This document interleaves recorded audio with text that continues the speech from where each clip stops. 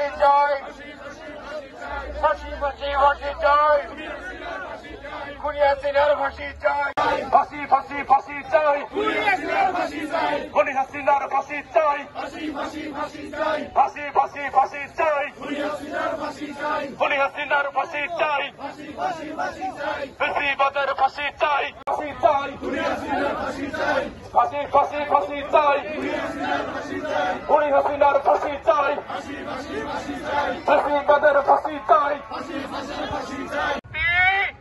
সর্বোচ্চ শাস্তি মৃত্যুদণ্ড, ফাঁসি দিতে হবে। যে অপরাধ করেছে এই অপরাধের জন্য শেখ হাসিনার একবার নয় 1200 মানুষকে হত্যার জন্য 1200 বার ফাঁসি হতে হবে। আমরা শুনতে পাই খুনি হাসিনার এক প্রেতাত্মা নাকি ভারত থেকে আমাদের চিফ প্রসিকিউটরকে হুমকি দিয়েছে। কয়েকদিন যাবৎ তারা আবার আগুন সন্ত্রাস শুরু করেছে।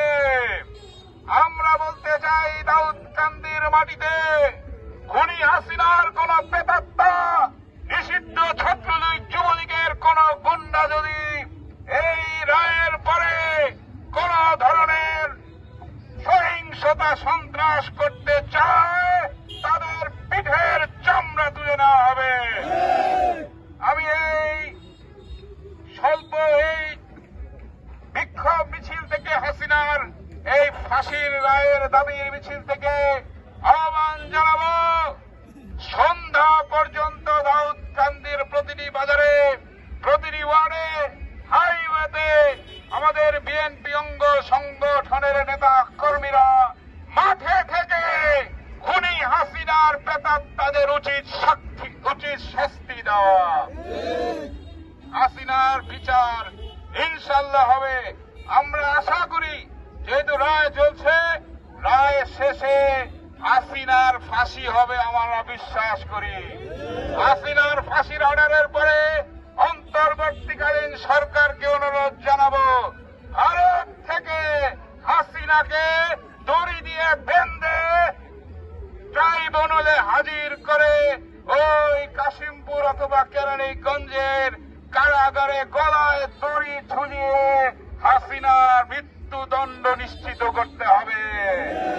তাহলে আগামী দিনে কোন ফ্যাসিস্ট স্বৈরাচার আবার সাধারণ মানুষকে খুন করার আগে দ্বিতীয়বার চিন্তা করবে খুনি হাসিনার ফাঁসি কিভাবে হয়েছিল। রক্তের বন্যায় ভেসে যাবে অন্যায়, রক্তের বন্যায় ভেসে যাবে অন্যায়। এর মাধ্যমে ন্যায় বিচার প্রতিষ্ঠিত হচ্ছে। আগে অনেক রায় দেখেছেন, আদালতে কি রায় হয় আমরা কিন্তু জানতে পারি নাই। অথচ টেলিভিশনের মাধ্যমে, বাংলাদেশ টেলিভিশনের মাধ্যমে, রেডিওর মাধ্যমে, সকল টেলিভিশন, ফেসবুকের মাধ্যমে সরাসরি রায় চলছে। ইতিমধ্যে প্রায় 1 ঘন্টা রায় হয়েছে।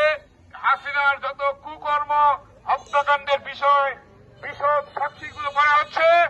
আপনারা ধৈর্য ধরেন, অল্প কিছুক্ষণের মধ্যেই আমার বিশ্বাস খুনি হাসিনার বিচার সর্বোচ্চ মৃত্যুদণ্ড, ফাঁসি ঘোষণা করা হবে। সেই ফাঁসির রায় কার্যকর না হওয়া পর্যন্ত আমরা ইনশাল্লাহ মাঠে থাকব। যদি এই সরকার হাসিনার ফাঁসির রায় দেওয়ার পরে কার্যকর করতে না পারে, ইনশাল্লাহ জনগণের ভোটে বাংলাদেশ জাতীয়তাবাদী দল ক্ষমতায় আসলে ভারত থেকে হাসিনাকে টেনে এনে ফাঁসির কাস্টে ঝুলানো হবে। সকলকে ধন্যবাদ জানিয়ে সূচনা community.tv বিনোদনের পাশাপাশি খবর।